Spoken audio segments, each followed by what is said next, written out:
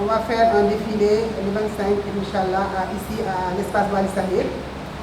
Et le 2 décembre, ce sera le grand défilé à Azalai Hotel. Et après, le dimanche, le 3, Inch'Allah, on aura la soirée sénégalaise et l'exposition vente ici à l'espace Wally Sahir, avec tous les créateurs. Je pense qu'on est une trentaine ou 32 créateurs qui doivent défiler le 2 décembre. Voilà, j'ai voulu le partager avec vous, de vous parler de la manifestation et vous dire que je suis très heureuse de fêter mes 40 ans. 40 ans d'une vie, c'est beaucoup. Je remercie Dieu de m'avoir donné 40 ans de vie encore. Mais je pense personnellement que ce n'est pas beaucoup parce que je n'ai pas fait tout ce que je voulais faire dans la mode.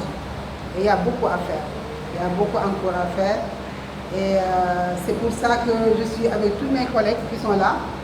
Et je suis avec les jeunes créateurs qui vont prendre les relèves. Et pour dire qu'on doit se mettre ensemble, on doit travailler dans ce domaine. Et pour qu'on avance, pour qu'on ait des industries culturelles, surtout de la mode. Ça, on n'a pas encore. Ça veut dire qu'il y a beaucoup à faire. La mode au Sénégal, je ne parle pas seulement du Sénégal, mais en Afrique, est vierge. Parce qu'on n'a pas d'industrie. On n'a pas d'industrie. Chacun de nous est en train de travailler dans son atelier et faire peut-être 10 modèles, 20 modèles. On a des grands noms. On ne vend pas assez de modèles. Parce qu'il faut exporter. Pour vendre, pour gagner, il faut exporter ces modèles. Et là, on n'a pas. Alors, la qualité est là, la création est là, mais qu'est-ce qu'il faut faire maintenant pour avoir ces industries-là? Je pense que Madame la directrice des arts est avec nous, heureusement. Elle pourra peut-être nous aider à avoir ça, et je pense que c'est possible. Je pense que c'est possible, c'est faisable. Parce que quand il y a beaucoup de budgets qui sont votés au Sénégal. Et la mode n'a pas de budget. La mode est oubliée. Donc, je le dis souvent, on nous oublie dans la mode. Il y a beaucoup de... Je parle toujours, parce que ça me fait très mal, je parle toujours du Covid. Il y a des gens qui ont eu 1,2 milliard, 800 millions, 500 millions. La mode a eu 25 millions. Et les 25 millions autour, ils nous ont dit que ce n'était pas le partage pour le partager, mais c'était pour faire des masques. Tu vois, ça m'a fait très mal. J'ai dit non, moi je ne prends pas, je n'ai pas pris. J'ai préféré faire mes masques chez moi, à l'atelier, dans ma maison. J'ai fait 3000 masques que j'ai offerts. J'ai offert au ministre de la Femme, à la première dame, et une mairie. Mais je n'ai pas voulu prendre ça. Moi, j'ai pensé que c'était un manque de respect pour la mode. Mais je pense que ça, je le dis, mais je pense que je le dis pour qu'on rectifie.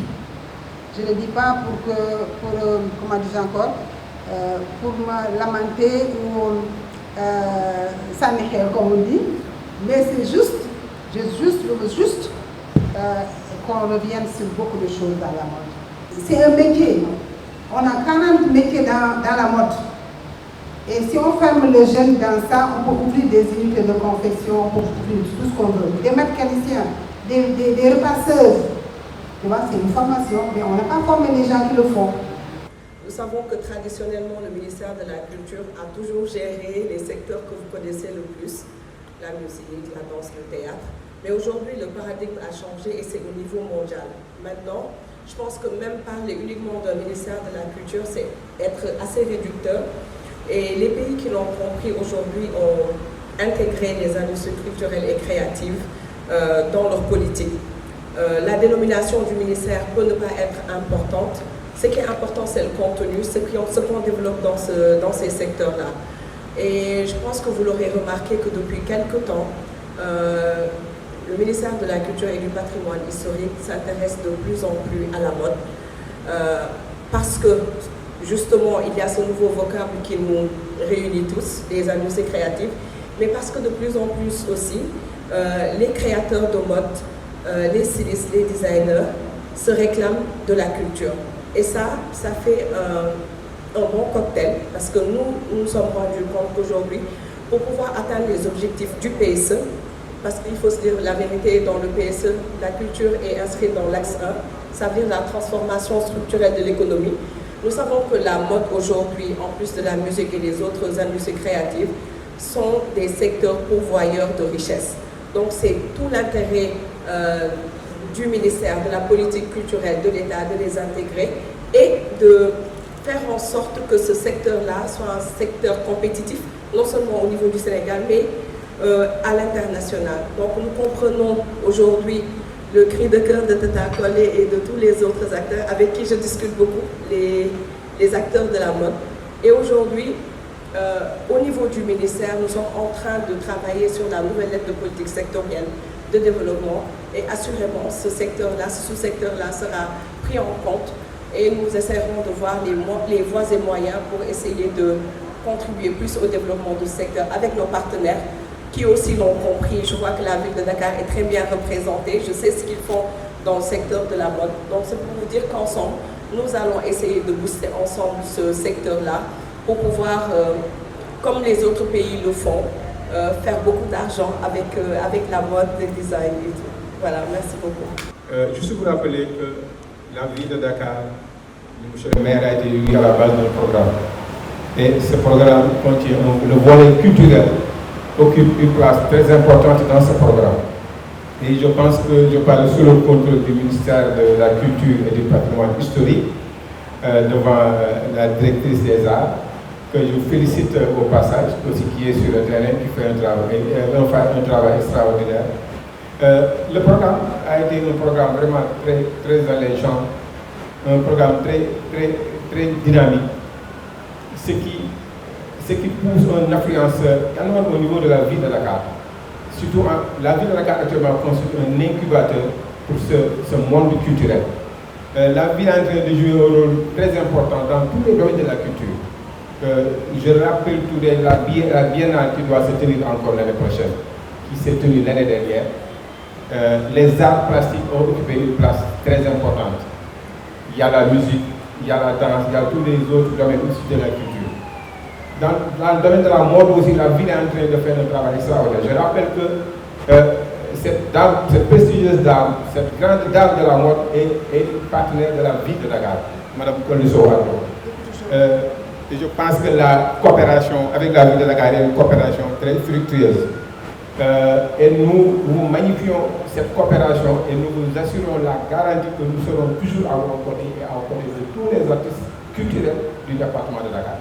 Donc, la ville de Dakar a un budget limité parce que nous savons tous que le budget de la culture est colossal. L'État, le pouvoir central, peine à assurer ses charges, comme aussi au niveau de la ville de Dakar, mais quand même nous ferons de nos mieux pour les accompagner. C'est Abdoulahad Gueye de la marque Algué Dakar. Je tenais à remercier notre chère maman Collé Ardo, de nous avoir donné l'occasion d'être là aujourd'hui parce que, comme on dit, nous on est jeunes, mais on a à côté de nous des gens comme elle, et franchement elle nous a montré, et elle a tracé une voie et nous l'avons suivi. Merci d'avoir été et de nous avoir transmis ce que c'est la vraie mode. Parce que pour moi, la mode, c'est de l'art visuel. Donc, on n'a pas besoin même de parler pour pouvoir peut-être communiquer. À travers ce que l'on fait, on peut dire beaucoup de choses. Moi, à travers ces vêtements, je vois franchement la rigueur et c'est ça que je vois en elle. Donc, elle nous a transmis des valeurs. J'ai été lauréat en 2012 et depuis lors, à chaque fois que je fais une collection, moi je pense automatiquement à elle. Donc, pour dire que ça représente beaucoup pour moi et pour les autres aussi qui ont eu peut-être à participer à ces genres de concours, parce qu'elles n'hésitaient pas à faire le tour de nos collections pour regarder, de nous dire ce qui va et ce qui ne va pas. Et c'est une forme d'enseignement-apprentissage. Pour moi, elle est une école, donc elle n'est pas juste un designer ou bien une maman, mais au-delà de ça, c'est une école que tout le monde doit soutenir, que ce soit nous, cette nouvelle génération, mais aussi le gouvernement, pour qu'au moins ce qu'elle a envie de faire, qu'elle puisse atteindre ses objectifs. C'est important pour nous et je pense que c'est important pour elle, important pour le Sénégal. Vraiment, nous avons partagé des moments de défilé et nous avons représenté la mode en Afrique et aussi en Europe. Donc, ce que j'ai toujours aimé aussi, c'est le côté de la communauté. Chaque fois qu'on parle, elle dit, il faut qu'on fasse, il faut que nous fassions, qu'on soit ensemble. Et ça a stimulé les autres. Et je vois qu'elle continue avec la jeune génération. Nous n'avons pas à nous faire de problème. Cette génération est très douée. Elles sont très douées et elles ont aussi beaucoup d'outils pour pouvoir exposer leurs modèles, présenter leurs modèles, les nouveaux réseaux sociaux et tout.